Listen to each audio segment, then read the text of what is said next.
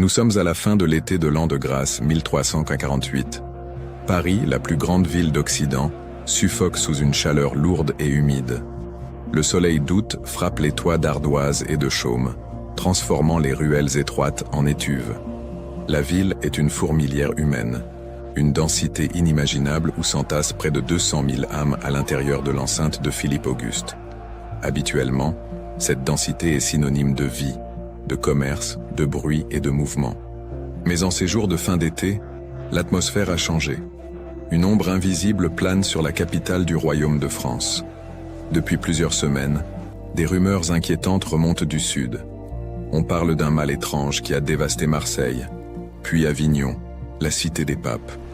Les voyageurs, de moins en moins nombreux, racontent des histoires d'apocalypse, de villages entiers désertés, de navires dérivant sans équipage vivant. À Paris, on a longtemps cru que la distance et la protection divine épargneraient la ville. On pensait que ce fléau était une punition réservée aux lointaines contrées d'Orient ou aux ports méditerranéens. Mais la maladie ignore les frontières et les murailles. Elle est entrée dans Paris, probablement par la porte Saint-Jacques ou par les ports fluviaux de la Seine, portés par des voyageurs, des marchands, ou dissimulés dans les ballots de tissus et les cargaisons de grains. En ce mois de septembre 1348, la grande mortalité, comme on l'appelle alors, n'est plus une rumeur. Elle est une réalité quotidienne qui s'insinue dans chaque foyer. La vie de la cité, d'ordinaire si bien réglée par le son des cloches et les ordonnances royales, commence à se déliter. Pour l'habitant de Paris, qu'il soit maître artisan du quartier des Halles ou simple manouvrier vivant près des murs, le quotidien est désormais dicté par une émotion unique et obsédante. La peur. Le réveil dans le Paris de la peste est un moment d'angoisse. Dès l'aube, avant même d'ouvrir les volets de bois, on écoute. Le silence est anormal. Les cris habituels des vendeurs de rue, les criers Paris, sont moins nombreux, moins vigoureux. Ce qui domine, c'est le son des cloches. Non pas l'angélus joyeux, mais le glas. Il sonne presque en continu, d'une paroisse à l'autre, de Saint-Eustache à Saint-Germain-l'Auxerrois, créant un fond sonore lugubre qui ne laisse aucun répit à l'esprit. À l'intérieur des maisons, la première tâche de la journée est la purification. Selon la science de l'époque, dictée par la faculté de médecine de Paris, la maladie se transmet par l'air corrompu, les miasmes. On croit que l'air a été empoisonné par une conjonction astrale défavorable, ou par des vapeurs pestilentielles venues des entrailles de la terre. Alors, on se défend. Dans les cheminées, même par cette chaleur, on entretient des feux de bois aromatiques. On brûle du romarin, de la sauge, du laurier, de l'encens si l'on en a les moyens. L'air des pièces est lourd, piquant, presque irrespirable. Mais cette fumée est vue comme un bouclier. Les fenêtres qui donnent sur la rue restent closes le plus longtemps possible. On craint que le vent ne porte les exhalaisons des malades ou l'odeur des charniers. Lorsqu'il faut sortir pour aller chercher de l'eau à la fontaine publique ou acheter du pain, c'est une expédition militaire. On ne sort plus tête nue. On s'enveloppe dans des manteaux serrés, on se couvre la bouche et le nez avec des linges imbibés de vinaigre ou d'eau de rose. Les plus riches tiennent à la main des pommes de senteur, des boules d'ambre ou des éponges vinaigrées, qu'ils respirent goulûment dès qu'ils croisent quelqu'un. La rue parisienne, ce labyrinthe médiéval, est devenue un lieu de méfiance absolue. Autrefois, la promiscuité était la norme. On se bousculait, on se touchait, on s'interpellait. Désormais, chaque passant est un danger mortel potentiel. On s'écarte, on rase les murs. Si l'on croise une connaissance, on la salue de loin, sans s'arrêter, sans serrer la main. Le lien social physique est rompu. Le regard des gens est fuyant, cerné par l'insomnie et la crainte. On scrute le visage de l'autre cherchant les signes de la maladie. Une pâleur excessive, une toux, une démarche chancelante. Le sol de Paris, célèbre pour sa boue noire et collante, est plus sale que jamais. Les services de voirie, déjà sommaires en temps normal, ne fonctionnent plus. Les ordures s'accumulent devant les portes, attirant les rats et les chiens errants, vecteurs invisibles du fléau. Mais ce qui marque le plus, c'est l'odeur. Malgré les efforts individuels pour se parfumer, une puanteur douceâtre et écœurante flotte par nappes dans certains quartiers. C'est l'odeur de la maladie et de la mort qui stagne dans les ruelles étroites où l'air ne circule pas. L'approvisionnement en nourriture devient une préoccupation majeure. Les marchés, comme celui des Champeaux aux Halles, fonctionnent au ralenti. Les paysans des alentours, effrayés par les nouvelles venant de la ville, hésitent à venir vendre leurs produits. Ceux qui viennent vendent cher. Le prix du blé augmente. Devant les étaux des bouchers ou des boulangers, les clients gardent leur distance. On ne touche pas la marchandise. On désigne du doigt ce que l'on veut. L'échange de monnaie est un moment critique. On tend les pièces de cuivre ou d'argent avec hésitation.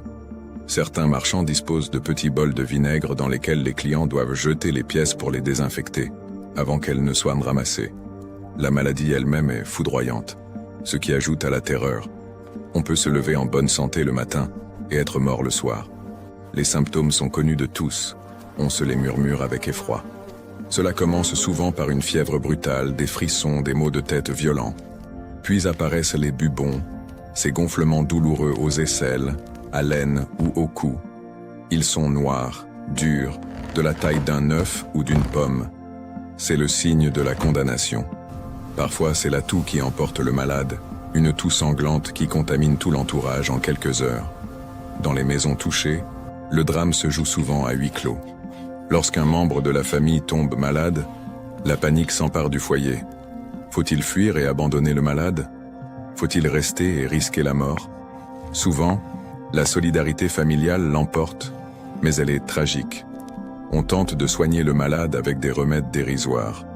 On perce les bubons avec des fers chauds, on applique des cataplasmes d'herbes, on fait boire de la thériaque, ce mélange complexe d'opium et d'épices censé tout guérir. Mais rien n'y fait. Les médecins, impuissants, se font rares. Ceux qui acceptent encore de visiter les malades le font à prix d'or, vêtus de longues robes, observant les urines à distance, prescrivant des saignées qui ne font qu'affaiblir les mourants. La ville se vide de ses élites.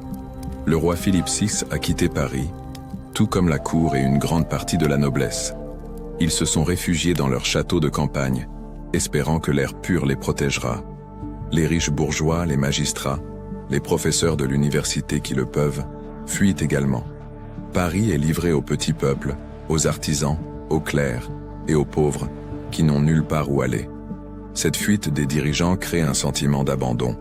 L'ordre public ne tient qu'à un fil. Le prévôt des marchands tente de maintenir un semblant d'organisation, mais ces hommes aussi meurent.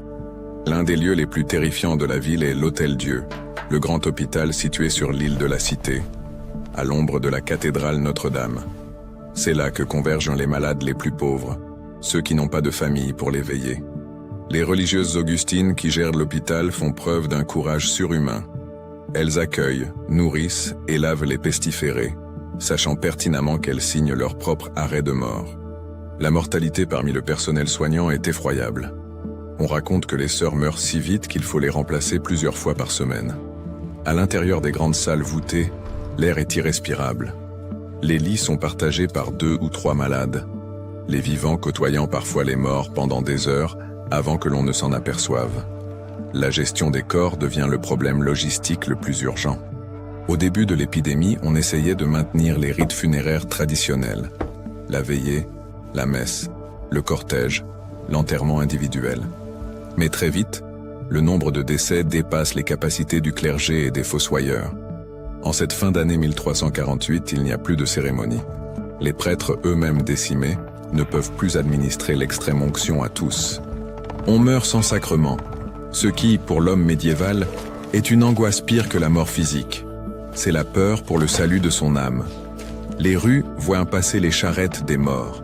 Ce ne sont plus des convois solennels, mais des ramassages hâtifs. Des hommes, souvent payés cher et recrutés parmi les plus démunis ou les criminels graciés, parcourent les quartiers en criant pour qu'on sorte les cadavres. Les corps sont descendus des étages, parfois enveloppés dans un simple drap, parfois nus si les vêtements ont été volés ou brûlés. On les empile dans les tombereaux. Le bruit des roues en bois sur les pavés, lourdement chargés, est un son qui glace le sang. Direction le cimetière des Innocents, le plus grand et le plus ancien de Paris, situé près des Halles.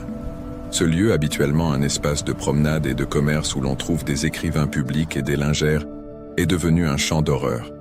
La terre, saturée, ne peut plus accueillir de tombes individuelles. On a ouvert de grandes fosses communes, de longues tranchées béantes. Les corps y sont déversés pêle-mêle, sans cercueil, recouvert d'une fine couche de chaux vive et de terre. L'odeur aux abords du cimetière est telle que les habitants des maisons voisines tombent malades et meurent à leur tour. La terre elle-même semble rejeter les morts. Face à ce désastre, la réaction spirituelle est intense. Les églises, quand elles ne sont pas fermées faute de prêtres, sont pleines. On prie Saint-Roch et Saint-Sébastien, les protecteurs contre la peste. Des processions s'organisent, bien que certains les déconseillent pour éviter les rassemblements. On voit des pénitents pieds nus, un cierge à la main, marcher en chantant des psaumes, implorant la miséricorde divine. Ils contournent les murs de la ville, s'arrêtent au carrefour. La ferveur est mêlée de désespoir. On cherche un coupable. Si à Paris les pogroms contre les Juifs sont moins violents qu'en Allemagne ou en Provence grâce à la protection relative du roi, la méfiance est là. On accuse aussi les étrangers, les voyageurs, les mendiants. La Seine, artère vitale de la ville, continue de couler, indifférente. Mais son activité a changé. Les bateaux arrivent de moins nombreux. Les mariniers ont peur d'accoster à Paris. Pourtant, il faut bien que la ville mange et boive. Le bois de chauffage pour l'hiver qui approche arrive par flottage. Les débardeurs travaillent en silence sur les grèves, le visage couvert. On raconte que l'on voit parfois des cadavres flotter, rejetés par les égouts ou tomber des berges, dérivant vers l'aval, vers la Normandie. L'eau du fleuve, que beaucoup boivent encore malgré les fontaines, est suspecte. On préfère le vin, même coupé d'eau, car on pense qu'il fortifie le sang. Le soir, lorsque le soleil décline, une autre forme de peur s'installe. Paris, en 1348, est une ville sombre la nuit. Il n'y a pas d'éclairage public. Avec la peste, les rares lanternes des maisons sont éteintes tôt. Personne ne sort après le couvre-feu. La ville est plongée dans une obscurité totale. C'est le règne des voleurs et des pillards. Des bandes s'introduisent dans les maisons où tout le monde est mort pour voler ce qui peut l'être. Vaisselle, vêtements, outils. Ils n'ont pas peur de la contagion, ou leur avidité est plus forte que leur peur. On entend parfois des cris, des bruits de lutte étouffés, mais personne n'intervient. Chacun se barricade chez soi, poussant les lourds verrous de fer. L'intérieur des maisons bourgeoises tente de maintenir une illusion de normalité. On joue aux dés, on lit des romans de chevalerie pour oublier. Mais la conversation revient toujours au même sujet. Qui est mort aujourd'hui? Le drapier du coin de la rue? La lavandière? Le notaire? La mort a effacé les hiérarchies sociales. Elle frappe aussi bien dans les palais de pierre que dans les masures de torchis. Le deuil est omniprésent. Il n'y a pas une famille qui n'ait perdu un père, une mère, un enfant. Les vêtements noirs ou sombres sont de rigueur. L'université de Paris, la Sorbonne, est paralysée. Les cours sont suspendus. Les étudiants, venus de toute l'Europe, sont pour beaucoup repartis chez eux, ou sont morts dans leur chambre mansardée du quartier latin. Le savoir est impuissant. Les grands maîtres ont beau citer Aristote et Galien, ils n'ont aucune réponse pratique face au bubon. Cette faillite de la science et de l'Église à expliquer ou arrêter le fléau commence à semer un doute profond dans les esprits, une fissure dans la certitude médiévale qui aura des répercussions bien plus tard. Pourtant, au milieu de l'hécatombe, la vie s'accroche avec une obstination farouche. On voit des mariages célébrés à la hâte, comme pour défier la mort, pour assurer une descendance avant qu'il ne soit trop tard. Des veufs épousent des veuves. On rédige des testaments en urgence. Les notaires, assis sur le pas de leur porte pour ne pas entrer dans les maisons infectées, recueillent les dernières volontés criées depuis une fenêtre ou un lit. Les héritages se transmettent à une vitesse vertigineuse, des fortunes changent de main en quelques jours. Parfois concentrées sur un seul survivant qui se retrouve riche mais seul au monde. Les animaux domestiques et d'élevage errants dans la ville ajoutent au chaos. Des chevaux dont les maîtres sont morts galopent dans les rues. Des vaches ou des cochons, échappés des arrière-cours, cherchent de la nourriture. Les chiens, redevenus semi-sauvages, forment des meutes. On commence à les abattre, craignant qu'ils ne propagent le mal, ce qui est une erreur tragique, car cela laisse le champ libre aux rats, véritables hôtes des puces porteuses de la peste, bien que personne ne le sache encore. L'hiver 1348 arrive enfin. Le froid s'installe sur Paris. C'est, paradoxalement, une bénédiction. Les températures basses engourdissent les puces et les rats, ralentissant la transmission. La mortalité commence à décroître très lentement. Les bûchers brûlent dans les rues pour purifier l'air, alimentés par les vêtements et les paillasses des morts. La fumée âcre du bois et de la laine brûlée remplace l'odeur des charniers. Ceux qui ont survécu à l'automne regardent autour d'eux avec incrédulité. La ville est transformée. Des quartiers entiers sont silencieux, fenêtres closes. On estime qu'à la fin de l'épidémie, près d'un tiers, peut-être la moitié de la population parisienne a péri. Il y a des maisons vides, des ateliers sans artisans, des boutiques sans marchands. La main-d'œuvre manque cruellement. Les survivants, conscients de leur rareté, commenceront bientôt à exiger de meilleurs salaires, bouleversant l'économie féodale. Mais pour l'heure, en cette fin d'année 1348, le Parisien est un survivant traumatisé. Il a vu l'enfer sur terre. Il a vu l'ordre social s'effondrer et la nature humaine se révéler dans ce qu'elle a de plus sombre et de plus héroïque. Il a appris à vivre avec la mort comme compagne quotidienne. En marchant aujourd'hui sur le parvis de Notre-Dame ou dans les rues du Marais, il est difficile d'imaginer ce silence de mort, brisé seulement par le grincement des charrettes et le glas. C'est pourtant sur ces pavés que l'humanité médiévale a affronté sa plus grande épreuve. La ville se relèvera, elle se repeuplera, elle oubliera même, car la vie reprend toujours ses droits. Mais dans la pierre de Paris, dans ses fondations, demeure la mémoire invisible de cette année terrible où le ciel semblait s'être fermé et où les hommes, impuissants, regardaient de mourir leur monde.